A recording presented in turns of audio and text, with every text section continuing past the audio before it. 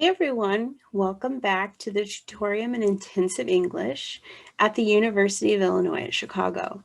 This is our first video in our High Intermediate series, which is on the zero conditional. You'll see in our next few videos, we will also be discussing other conditionals. So let's start here. So in today's lesson, we will look at example sentences using the zero conditional, and we'll learn the grammar rules for the zero conditional. Okay, so first let's look at these sentences. If I feel sleepy, I take a nap. If Steph is hungry, they eat food. When it rains, we bring our umbrellas. All right, so what's happening in these sentences? What's happening with zero conditional? Let's take a look. Now, the first thing that I want you to notice are these words, if and when. The zero conditional is separated into two clauses. You have the if and the when clause, and what we call the main clause.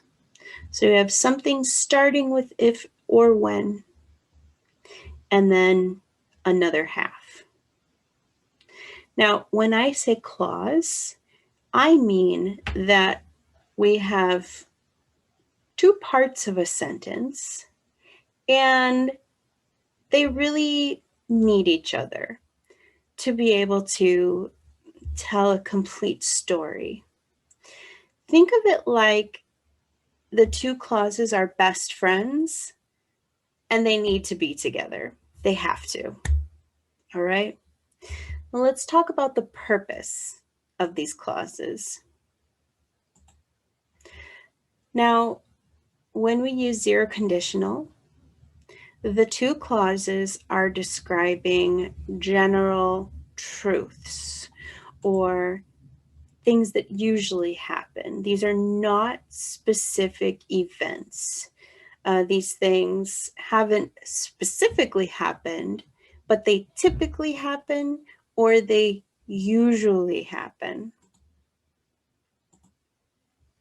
Now, the if or the when clause describe a situation, a general situation, and then the main clause describes a typical result. Let's look at examples. So if I feel sleepy, that's the situation. I take a nap. That's the typical result. If Steph is hungry, situation. They eat food. Typical result. When it rains, situation. We bring our umbrellas. Typical result. Now let's look at the grammar. You'll see that the verbs are in blue. Feel, is, rains, take, eat, bring. What verb tense is that? What does that look like? For both of them, they are in the simple present. Simple present plus simple present. I like to think of language and grammar as math equations. If you are someone who really likes math, you might connect with language a little more that way. Now, something to remember. The if or the when clause will be in simple present, and the main clause will also be in simple present.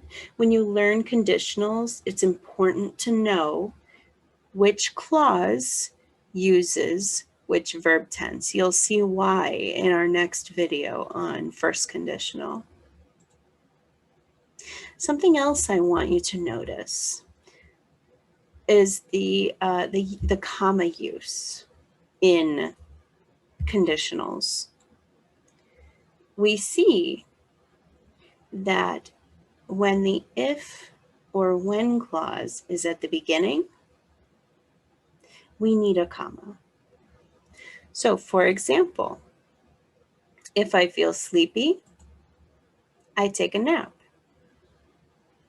If Steph is hungry, they eat. When it rains, we bring our umbrellas. Why do we need this comma? Why do we even do this? Well, when we're speaking, it helps us show a little bit of a pause between these. It also helps to show the relationship between the two clauses. So we use commas for a variety of reasons, and conditionals, beginning with if or when, are another case where we use commas. However, we know there's always a however in English. There's always a but. We can change the position of the clauses. So the main clause can come first, and the if-when clause can come second. So I take a nap if I feel sleepy. Steph eats food if they feel hungry. We bring our umbrellas when it rains. Notice, though, that there's a change. There is no comma for sentences ending with if or when.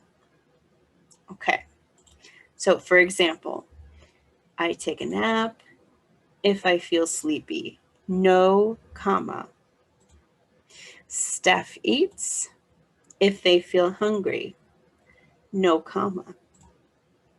We bring our umbrellas when it rains. No comma. So that's the zero conditional. It's not too bad, right? The other conditionals are a little bit harder. So I recommend that you know this conditional very, very well before you start learning the first conditional, the second conditional, and the third conditional. Those can start to be a little bit confusing. So I hope that this video was helpful, and I hope that you come back for our next video. Thanks, and I'll see you in the next one.